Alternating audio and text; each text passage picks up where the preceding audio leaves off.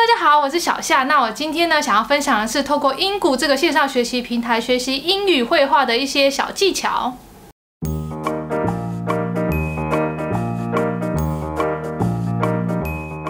那我目前呢，使用英谷这个平台呢，大概已经有1个月的时间。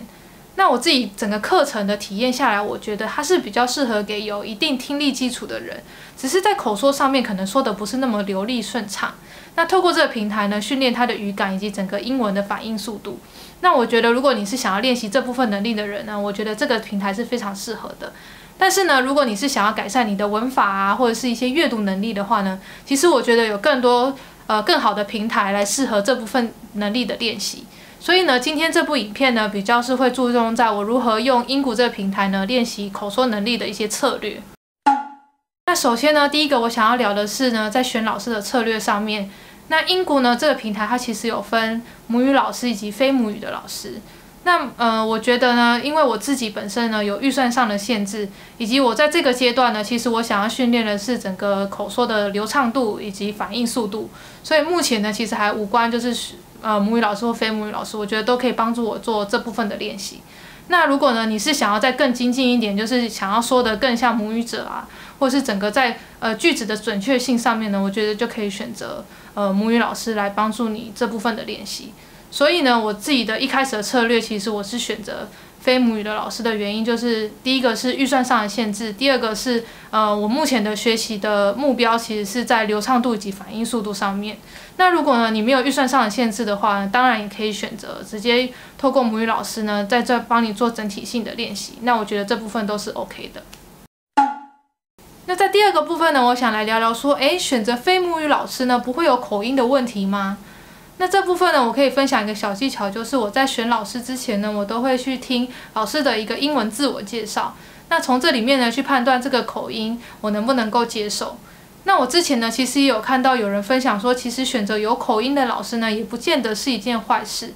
毕竟多益的英语听力测验呢，其实里面就有考到口音的部分。那我觉得这样也可以训练你对于英语口音的一个适应力。那在第三个部分呢，我觉得除了选老师之外呢，还有另外一个很重要的环节，就是选教材的部分。那在选教材的部分呢，它提供了非常多元的学习方式。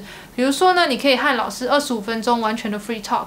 但是在 free talk 的部分呢，我觉得必须要你先准备好一个很明确的主题。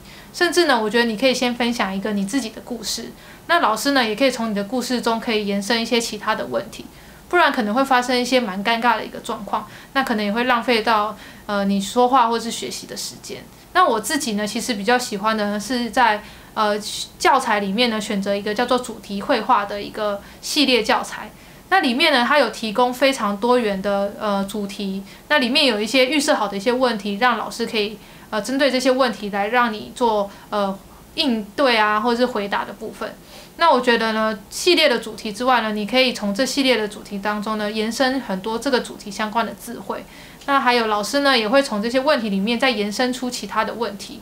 这样子的话呢，其实在25分钟里面呢，还蛮充裕的，而且老师呢也不会不知道说，要问你什么样的问题比较好。